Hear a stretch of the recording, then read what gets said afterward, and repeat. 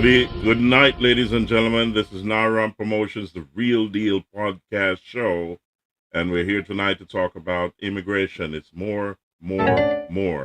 As you have already known or heard, that President Donald Trump signed the big beautiful bill, and this big beautiful bill has a lot in it.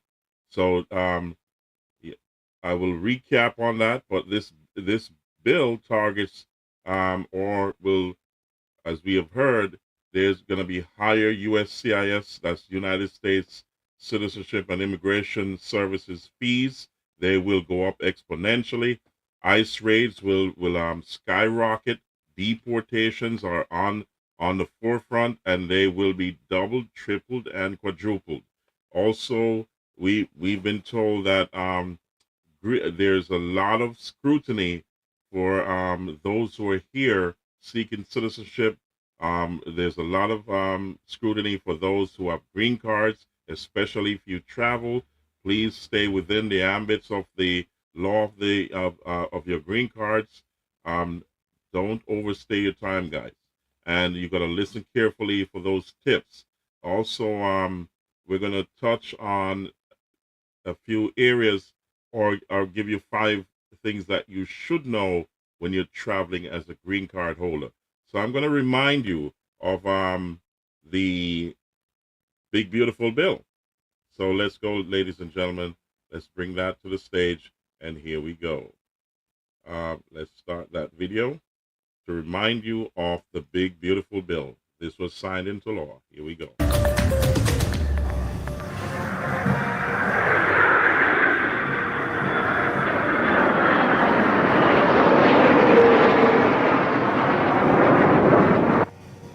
A mix of Independence Day pomp and policy wins at the White House today after President Trump signs his one big beautiful bill into law. Meanwhile, opponents worry about the fallout for millions of welfare recipients who this law will now cut off. Erica Brown is at the White House breaking down the bill's impact tonight. With the stroke of his pen, President Trump signed his massive tax cut and spending package, dubbed the One Big Beautiful Bill Act, into law. It's the most popular bill ever signed in the history of our country. You have the biggest tax cut, the biggest spending cut, the largest border security investment in American history. We want to have strong borders. The legislation increases spending for border security and defense and extends Trump's 2017 tax cuts. This is a triumph of democracy on the birthday of democracy, and I have to say that the people are happy. It also makes steep cuts to safety net programs, including SNAP, the Food Assistance Program, and Medicaid. The bill will also add more than $3 trillion to the deficit over the next decade, according to the nonpartisan Congressional Budget Office. The bill signing was part of the 4th of July festivities at the White House, which also included a flyover by a B-2 Spirit bomber, the same aircraft used in the American strikes on Iranian nuclear facilities in June. The pilots who flew the mission attended Friday's celebration. While President Trump is celebrating a key domestic win, ending the war in Ukraine remains a challenge. The president spoke with Ukraine's President Volodymyr Zelensky by phone Friday morning, a day after his call with Russian President Vladimir Putin. In a social media post Friday, Zelensky said the two leaders discussed air defenses and agreed to work together to protect Ukraine's skies. Overnight, Russia hit Ukraine with a barrage of drone and missile strikes. So, ladies and gentlemen, let's get back to the big beautiful bill. It has been passed and signed into law by President Donald Trump, contrary to many that see doom and gloom. Many like myself do believe that this bill and his President Trump's America First agenda will make America great again, and will also be better for the country. So we'll see the results of it over the next year or so, and we'll see whether or not this is correct or I may be wrong. So at this point in time, ladies and gentlemen, there's a lot of changes that have been made, and because of the signing of this bill, a lot of changes have come into effect that you should know. And the first and foremost, we want to go to what is going to happen when, right now, that is, since this bill has been signed, there is a lot for you to know, and it's time for you to wake up if you're not woken up. Goodness gracious me. Because if you're not woken up, then it's going to hit you like a ton of bricks. So let me go to what to expect with this big, beautiful bill. So let me get my video on screen and show you what this bill targets at this point. So let's get that up there.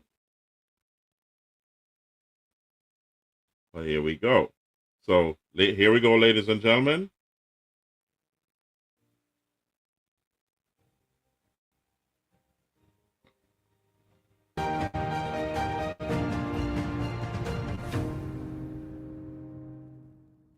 The most extreme immigration bill in U.S. history, Trump's Big Beautiful Bill, is not just a name.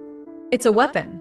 And it's aimed straight at immigrants. Mass deportations, asylum application fees, ICE raids, green card delays, birthright citizenship under attack. And now that it's July 4th, the Senate vote is expected any day now.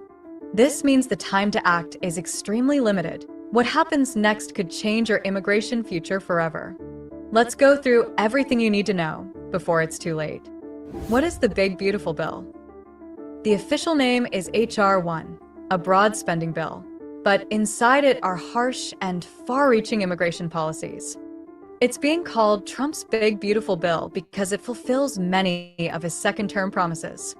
Mass deportation funding, expanded border wall construction, fee hikes on almost every immigration form, a limits on birthright citizenship, a child benefit restrictions, raids, arrests, and surveillance power for ICE. And that's just the beginning. Border wall and enforcement funding. Let's start with the wall. Yes, it's back. $46 billion is allocated to complete. 71 miles of new wall, 900 miles of river barriers, 629 miles of secondary fences. $4 billion will go to hire 3,000 new Border Patrol agents, 5,000 new customs officers, $2.1 billion for signing bonuses, retention pay, and more to keep agents in place. What does this mean? More manpower, more arrests, more raids. Ladies and gentlemen, you've heard it. Let's get that off the screen and let's see. Okay, here we go. So let's get this back on. And a signal that undocumented immigrants, or even visa overstayers, are now bigger targets than ever before. $150 billion for mass deportations. This is where things get serious. $14 billion is allocated immediately for ICE enforcement and deportation ops. $150 billion over the next 4 years is reserved for raids on homes and workplaces, surveillance operations, face recognition tech to catch returnees, real-time alerts when deported immigrants re-enter. ICE is being turned into a massive force with massive funding. And their goal? 1 million deportations per year. Immigration courts, fast-track removal. This bill also funds the expansion of immigration courts with $1.2 billion for hiring more judges, speeding up deportation hearings, limiting court protections. Even worse, there's a clause that prohibits federal judges from enforcing temporary restraining orders in immigration cases. That means lawyers may no longer be able to stop deportations even temporarily. Fees, fees, and more fees. The bill introduces the most aggressive immigration fee hikes in U.S. history. New and increased fees. Asylum application, $1,000, was previously free. Asylum annual maintenance, $100 per year while pending. A work permit renewal, $550 every 6 months. Court appeal fee, $900, up from $100. A green card lottery entry. New processing fee. Unaccompanied minor sponsorship, $3,500 upfront plus $5,000 per child. This is a direct attack on working class and lower income immigrants. If you can't afford it, you're shut out. Restricting federal benefits. The bill blocks access to essential benefits for millions, even U.S. citizens. Child tax credit, blocked for U.S. citizen children with undocumented parents. 4.5 million children could be excluded, despite being born in the U.S. This tactic is clear. Make life harder until families leave voluntarily. Remittance tax, send money, pay more. If you send money abroad, there's a new penalty. 3.5% remittance tax on transfers by non-citizens to foreign countries. The more you send to help family, the more you lose. This hits immigrant workers, especially those supporting loved ones back home. Birthright citizenship restrictions. Trump's goal of ending birthright citizenship is back. A recent Supreme Court win has opened the door for this provision.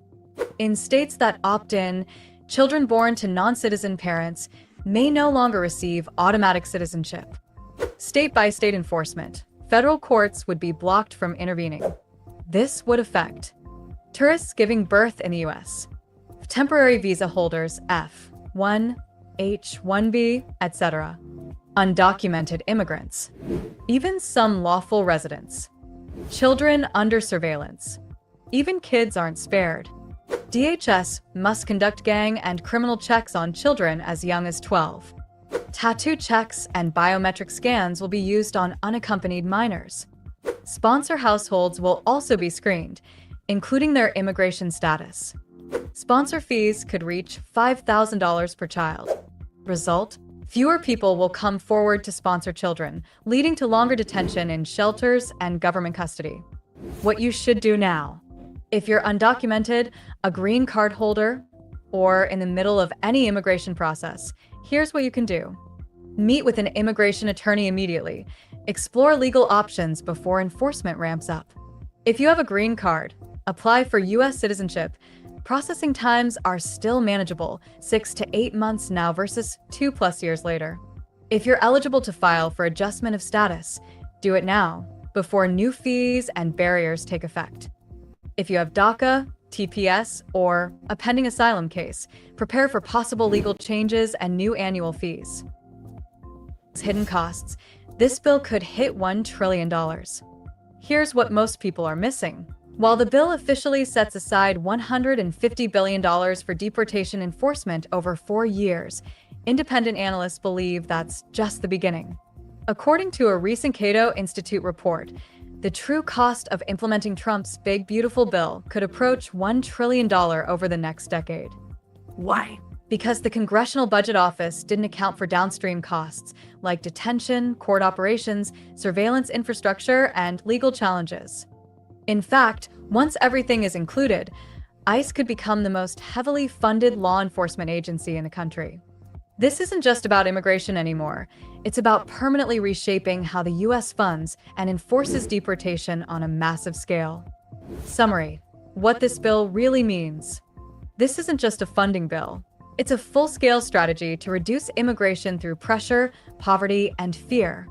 More ICE, more court restrictions, higher fees, fewer protections, less access to benefits, and possibly fewer rights for U.S.-born children. Even if this bill doesn't pass right now, it shows the blueprint for what's coming next. Final words. This is not just political noise. This is a roadmap, and it's already moving through Congress. So whether you're a green card holder, DACA recipient, undocumented parent, or someone planning to immigrate, you need to act now. The system is shifting, and the window to secure your future is closing fast. If you found this video helpful, So, ladies and gentlemen, the bill has passed and has been signed into law. So all that you're hearing now is after the fact. And this is what to expect moving forward. As the video told you, look, you got to act now because the window is virtually closed at this point. So therefore, if you have not acted, then your options are 0 to nil.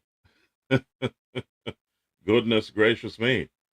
So I'm gonna touch on some tips for green card holders because no one is spared here. You know what I mean? So if you're a citizen, you got your citizenship by um, misrepresentation or given false information, you're up for the high jumps. If you're also green card holders, if you overstay your time abroad or you're going abroad on regular visits, you got to have your story right. So you got to know an immigration attorney, you got to know an immigration specialist because now is the time. The bill has passed. This big beautiful bill has been signed into law yesterday. It's the weekend. You have the weekend to think about your position. And I urge you to get your house in order because this is going to get a lot worse. Um, there's going to be a lot of speed to move things quickly into law and order. So this is not a joke. So let's listen to this other video I have lined up for you regarding green card holders. And this is going to give you some tips or some vital information of what you should know before you go. So, ladies and gentlemen, let's move on to this video. And I want you to listen to it carefully, guys. Take note. I'm going to play another video after that. Take note. Please listen carefully so you can guard yourself accordingly based on what is happening now. The whole landscape has changed, and it has changed in a way that if you're not in line with what's going on, you're going to be left in the dark here. So let's go. Listen to this carefully, guys.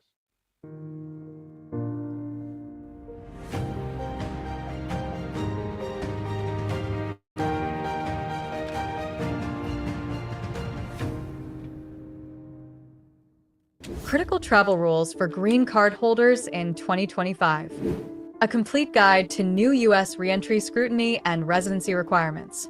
If you're a lawful permanent resident of the United States, traveling abroad in 2025 comes with new expectations.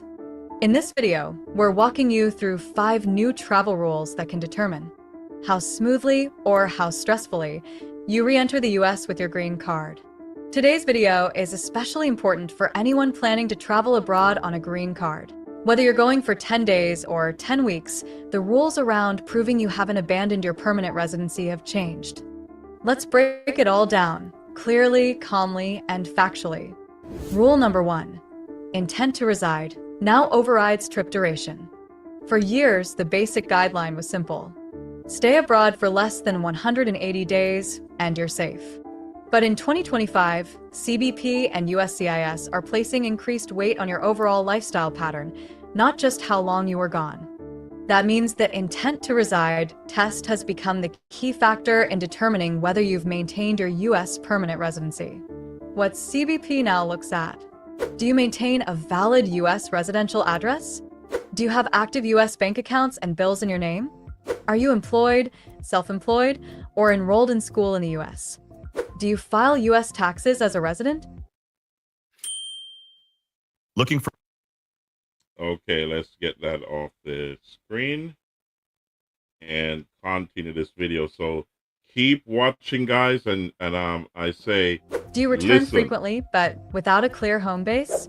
Even if your trip was under 6 months, a weak answer to these questions could result in secondary inspection, where you may be asked to provide documentation or explain your intent. Real-world example. A green card holder traveled to the UK for just 3.5 months. At re-entry, he was questioned, sent to secondary inspection, and asked to provide proof of ties. His license was expired, and his bank statement was in his checked luggage. He waited 4 hours to prove he still lived in the US. Rule number 2, frequent travel is a red flag. Green card holders have the right to travel, but repetitive, frequent, or extended trips abroad are now being treated as a pattern that may indicate a shift in residency. CBP officers may ask, why do you travel so frequently? Where do you actually live? What's your source of income? If your travel appears more like commuting between countries than residing in the US, your green card could be flagged. What helps? Proof of remote employment with a US-based company, business travel letters or contracts, a consistent US lease, utility bills, and phone plan, US tax filings that reflect you as a resident. Even if your trips are short, too many without a clear purpose or proof of US roots can become a liability. Rule number 3, reentry permits are no longer bulletproof. A reentry permit allows green card holders to remain outside the US for up to 2 years without losing status. While that legal protection still exists, CBP officers are increasingly verifying whether your stated reason for being abroad matches your permit. Example: if your application said you were caring for an elderly parent, but now you mention running a business, they may view the discrepancy as suspicious. What to carry? The original reentry permit, evidence that supports the reason you gave USCIS, proof of US ties, property, bank accounts, taxes, or family. This helps officers verify that your absence wasn't an abandonment of status, but a documented, limited situation. Rule number 4, 4 specific red flags you must avoid. There are 4 common red flags that trigger deeper questioning at the border, even for short trips. 1. Expired US driver's license or ID. An expired license may suggest you haven't been in the US for a while. Renew it before your trip. 2. No active US bank account. This signals potential financial disconnection. Keeping an account, even with minimal activity, shows you're still rooted in the US. 3. No recent US income or work. Whether you're employed, freelancing, or running a business, bring proof of how you support yourself while maintaining US residence. 4. No immediate family or home in the US. If your closest family and property are all abroad, it weakens your claim to be living in the US. Officers don't need all 4 to refer you to secondary inspection. Even one of these, combined with frequent travel, can create a problem. Rule number 5. IRS, DHS data sharing now impacts reentry. In 2025, the IRS began sharing taxpayer information with immigration authorities, including ICE and CBP. This includes filing status, addresses, and years where no tax return was submitted. For green card holders, filing US taxes as a resident is not optional. It's a legal expectation. If you didn't file taxes, filed as a non-resident alien, declared all income as foreign, and had no US financial footprint, you may be flagged at reentry and asked to explain your filings. Recommended action: always file as a US resident. Report global income, even if tax-exempt by treaty. Keep copies of recent returns and W-2s or 1099s in your files. These filings prove your intent to reside more than any verbal explanation ever could.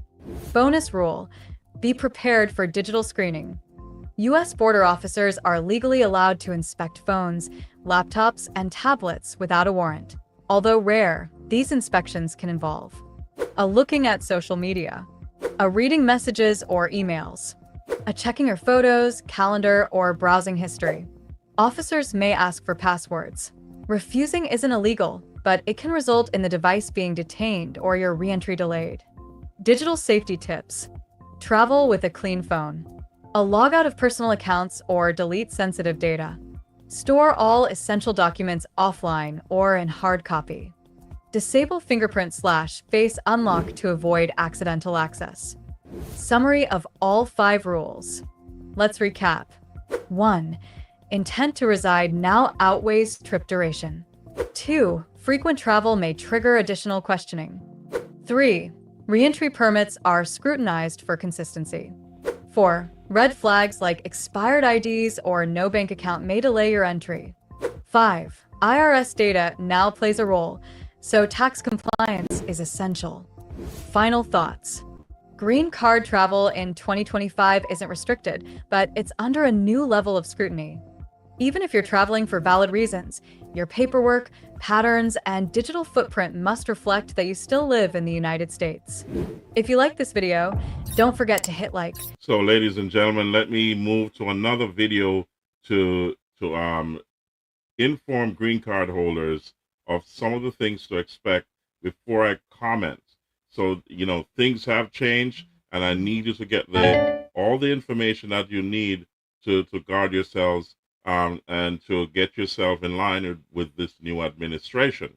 So I'm going to put this video up. I'm going to go through it and just give you some tips as to what is going on right now. And if you're traveling abroad, these are things that you need to know as a green card holder, also a citizen, because it goes across the board. So, these added scrutiny has to do with security checks as well. So citizens, you're still on the chopping block if you have sensitive information that is against the United States and the United States government. So you could find yourself in hot waters there. So let's go to this other video so that you know before you go. So let's get that video on screen, and do remember, guys, let's share this, and I'll comment afterwards. All right, so here we go. I'll bring that on screen, and okay, so let's get that video going, and then I'll comment afterwards. Here we go. Subscribe. Oh, hold on, I've got the wrong video up here, guys. So please excuse my error, and I'm just moving a little bit too fast and not seeing that I've got the wrong video on screen. So here we go. So let's get the proper video up here, and so here we go. Let's get it on screen. And this video has to do is tips for green card holders who are traveling. Do remember, you gotta secure yourselves. Know before you go, guys. Know before you go. Here we go. If you're a U.S. green card holder, this video is an absolute must-watch. You might think your phone is safe, but guess what? The TSA is now scanning phones at the airport, and they're looking for something that could put you at risk. Imagine being stopped at security, only to find out that something on your phone could land you in major trouble. Sounds scary, right? Well, don't worry, we're here to protect you from a potential nightmare. In this video, we're revealing 5 things that you absolutely need to delete from your phone before your next flight. These secrets could be the difference between a smooth trip and a nightmare at airport security. Whether you're carrying sensitive information or apps you never thought twice about, the TSA is paying close attention. And if you're not careful, it could jeopardize your status.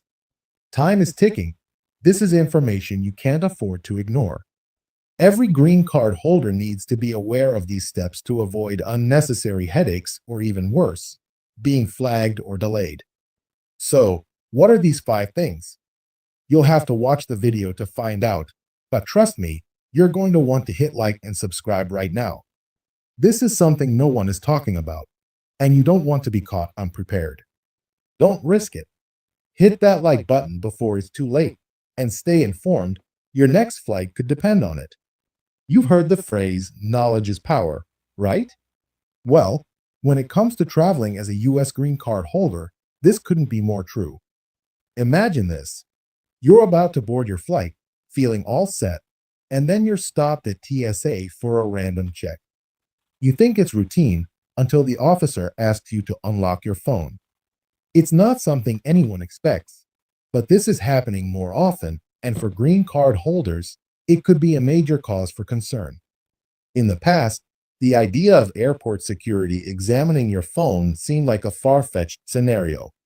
It was something that happened in movies or stories you heard from faraway places, not something that would affect you.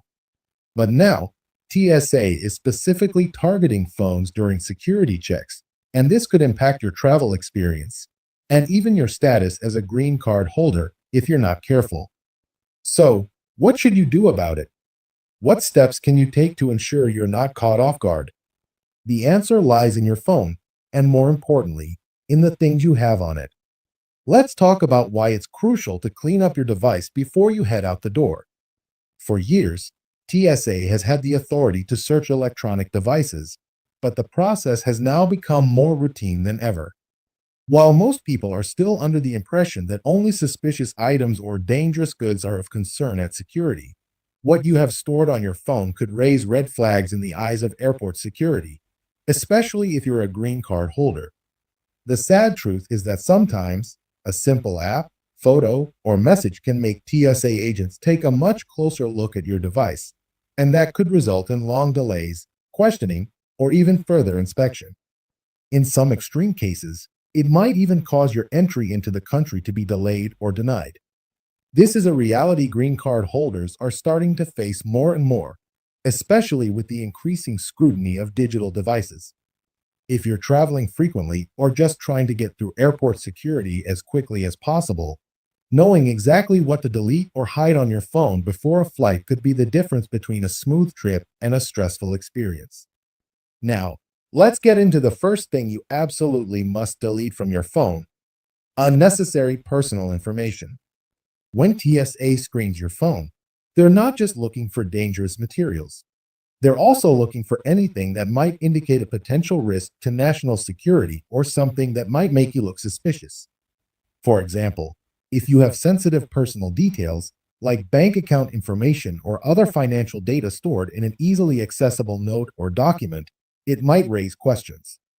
While you're at the airport, it's best to err on the side of caution and delete anything personal that could potentially cause concern. Why is this important? Because your phone is an extension of you. TSA agents are looking for patterns of behavior, habits, and even things that might indicate a heightened risk to the public. Let's say they look at your phone and see several large transfers of money to foreign countries, or photos of you in places that could be considered unusual. While those things might not be a big deal on their own, when combined, they could cause TSA to pull you aside for questioning. It's always better to be safe than sorry. And the best way to avoid this is by getting rid of sensitive info before you even walk into the airport. So what this means is that the bigger picture is like building blocks, or you'd say puzzles. You take a piece from here, you put a piece there, then you get the bigger picture. So it may be innocent to you, but how it's construed by a TSA agent or a border agent can be a lot different. You know what I mean? They can see it from a different perspective, which can delay you at the border while they scrutinize the information further. So listen carefully, guys.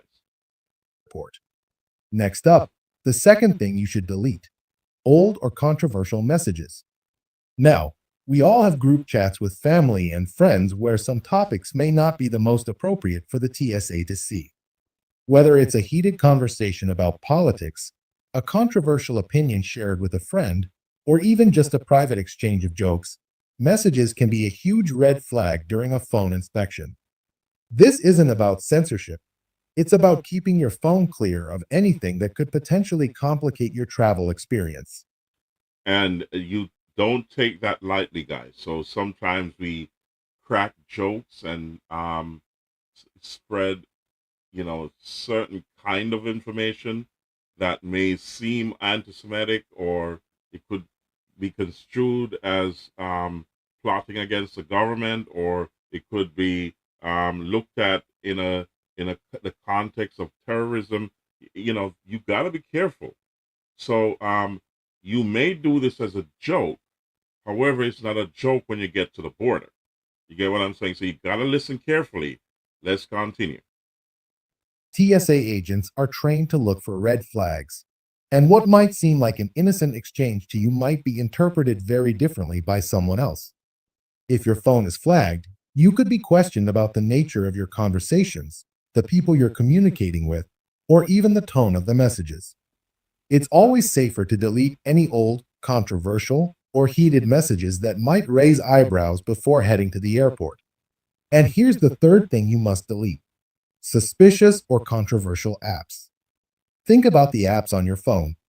Of course, you're probably not hiding anything malicious, but TSA agents have access to all of your apps and files, and they could decide to investigate further if anything seems out of place. Apps related. You know, at this point, when they talk about apps, I think also on the children that are playing certain video games. Now, it may seem bizarre or may look far fetched, but when you look at the grand scheme of things, if your phone has a conversation or something on there that raises a red flag, and your kid is playing a game that is violent against a certain group of people, then when you put that in the grand scheme of things, then you have a different picture altogether here, which does may not represent you, but it's right there in front of them, and they're looking at it from a different perspective, and from a security point of view, and then you are now left to explain all of this, and it can land you in the wrong places. So keep on listening, guys. Related to cryptocurrency, secure messaging services, or even encrypted communication channels might make them want to dig deeper into your phone's contents. While there's nothing wrong with using these apps in the right context, TSA agents may not know that you're simply a digital nomad or tech-savvy person. They might view these apps as suspicious. Deleting these apps is a simple, effective way to avoid raising unnecessary alarms. If you need them for day-to-day communication or work, consider logging out or temporarily removing them from your phone until you get through security. It may feel inconvenient, but it could save you a lot of time and hassle in the long run. Another major area to consider: your photos and videos. Delete any photos or videos that could be misinterpreted. If you have photos of places or people that might not make sense out of context, or videos that might look a little out of the ordinary, it's time to clear them out. And this is extremely important that you look through the contents of your photos and your videos to see who you're associating with, where you have been, if this is something that can be looked at as a security risk. You got to be careful. So check them out before you get to the border, and follow what this video is telling you. These are tips. So I'm not here to give you any advice. I'm just here to tell you what's out there, and this is what is on social media. So let's go for it. Keep on listening. TSA agents don't know the full story behind each picture or video, so anything that seems out of place could lead to further questioning. For example, a photo of a location in a foreign country or a group of people you don't recognize could make TSA agents think you're involved in something suspicious. The best way to avoid this is to either delete those photos or store them in a secure location, like an encrypted cloud service that you can access later, instead of keeping them on your phone where they might raise questions. Another thing to consider is your social media presence. If you're active on social media, you might want to reconsider the kind of content you're sharing, especially if it's linked to controversial topics. While it's important to stay connected to the world, TSA can access your social media accounts, and they may look through your posts to find patterns of activity that raise concerns. Before traveling, take a moment to review your social media presence. And ladies and gentlemen, for those who are here in the United States and you're seeking an immigration benefit, and you are a person who likes to be online all the time, I think you should think about that. Speak to an immigration specialist, speak to an immigration attorney, because you may need to limit your presence or just eliminate your presence altogether on social media or on the media altogether. So this is something you have to discuss with your attorney or immigration specialist to see what your current situation is and what is the best course of action for you to take. But you got to listen to this carefully and take from it what you will. Here we go. If you have any posts or interactions that could be misinterpreted, You might want to consider deleting them or making your accounts private temporarily. You might be wondering, do I really have to go through all this trouble? Well, let's look at it from a practical standpoint. TSA agents are under pressure to ensure the safety of passengers and the public. If they see anything suspicious on your phone, it's their job to investigate further. If they don't, and something were to go wrong, they could be held responsible. And do not take that lightly, ladies and gentlemen, because now we have a new president and the emphasis is on security, law, and order, and America first. So there's extreme pressure on all the TSA agents, all the Homeland Security agents, all these agencies have a strict mandate, and they must follow it. So, ladies and gentlemen, continue listening. For you, as a green card holder, this means your entire experience could change. If something on your phone catches their eye, you could be pulled aside for questioning, your phone could be confiscated, and you could even face delays in your entry to the country.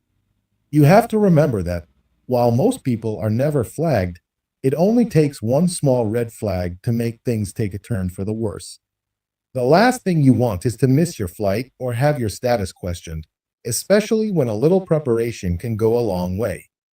Finally, let's talk about a few extra steps you can take to safeguard your information. Turn on two-factor authentication for all your accounts. Keep your phone's software up to date, and use a strong password or biometric lock to protect your device. These small steps can help ensure your phone remains secure and less likely to be flagged during security checks. By taking a few minutes to delete sensitive information, clear your social media, and remove any controversial apps or messages, you'll be able to breeze through TSA checks and keep your travels as stress-free as possible. Ladies and gentlemen, I can't emphasize that more. Things have changed, and we're going to play another video. I don't want to spread any fear among green card holders or citizens or those with visas and so on, but the landscape has changed, and I have to inform you of what these changes are by President Donald Trump signing the big beautiful bill. It has now taken effect, and a lot more changes are coming. So therefore, in the meantime, we're going to turn to Attorney McBean to give you an update of what's going on at the border. She's been getting some calls from green card holders and so on who have been traveling, and it's a bit of good news actually. That is coming from Attorney McBean in this cloudy atmosphere that we have here in terms of immigration and traveling. So let's see what she has to say, and let's see. She will give you an update, and this is quite recently. So here we go. Let's turn to Attorney McBean, and she'll give you an update. Then I'll comment afterwards after she speaks. So let's listen to what she has to say, guys. Here we go. I'm so glad that many of you are testifying, you green card holders, to the fact that you have left the United States and you returned with no problems. There is a lot of misinformation out there, of course, as we've discussed about green card holders and their ability to return to the United States. You guys keep testifying because most green card holders are not having or facing any big problems, or any problems for that matter, at the airport. Some select few are facing problems. Why? Because they might have a criminal record, or for some people they're actually in deportation proceedings, and then for others they've stayed outside of the United States too long. So that's the reason why they're facing those problems at the airport. But most everyone else, you guys are fine, and you know it, and thank you so much for testifying to this. And so, ladies and gentlemen, there you go. If you're fine, if there's nothing to worry about, there's nothing to worry about. Goodness gracious me. But you just got to remember what to do. Check your social media. Just give yourself a once over and check to see what your presence is like online, and if you have certain issues, speak to an immigration attorney, speak to an immigration specialist before you go. It doesn't hurt to do that. And as I said, if you don't know where to go, I'll always contact me. The numbers are scrolling down below, and I will point you in the right direction, guys. So here we go. This, as I said, this is an immigration information session, and this is a regular Saturday night show. We have one other segment tonight when we touch on Skimpy Rave in Alligator Pond District in Manchester in South Central Jamaica on the South Coast, where we'll touch base with Tina to get a live view of what the show looks like. So that's going to happen at midnight, about 11:55 to midnight.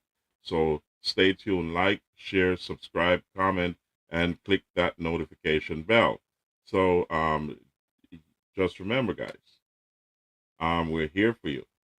And if you don't remember in previous podcasts, with this big, beautiful bill, those who have problems here and are still on the fence, always remember Picking the biggest alligators one by one to put at the alligator Alcatraz, which they just constructed in only 8 days, and it's going to be in the Everglades in Florida. If you haven't heard about the alligator Alcatraz, people are saying that this is literally inhumane. And this is where they'll house over 3,000 people at a time who don't have their papers and arrested by federal agents. And did I mention that this facility here will be surrounded by a huge body of water and will have the biggest alligators in the world, and also some of the most poisonous snakes. This facility called the Alligator Alcatraz will house up to 3,000 people, and you will probably not be able to escape.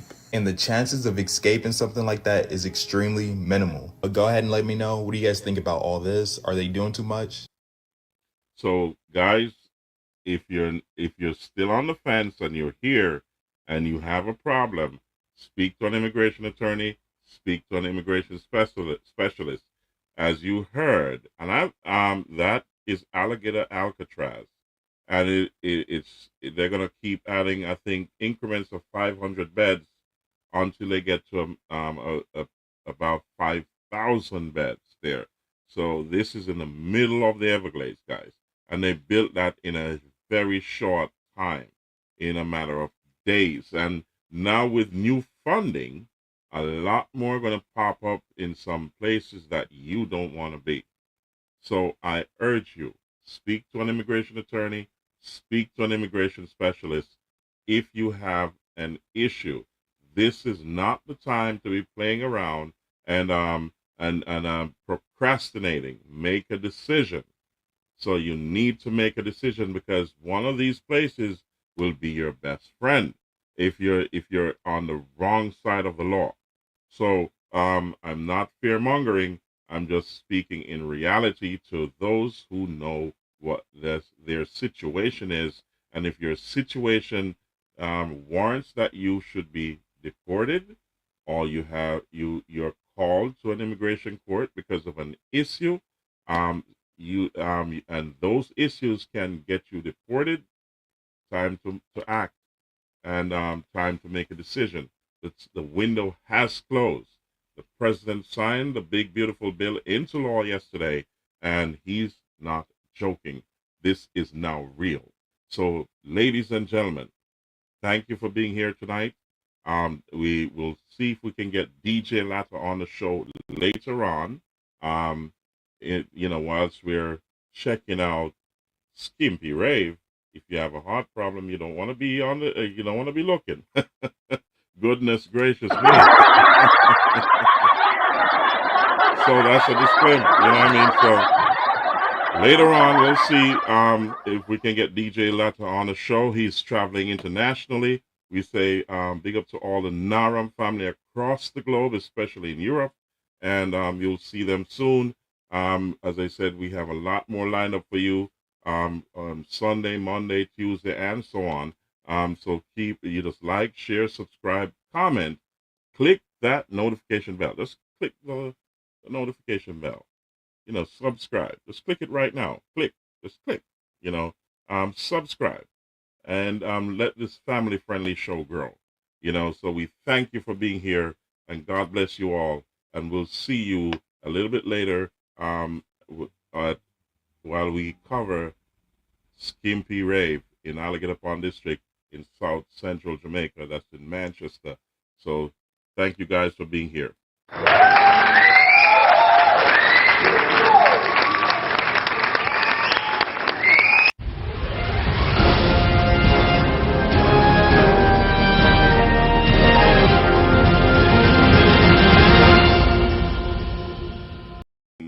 Promotions is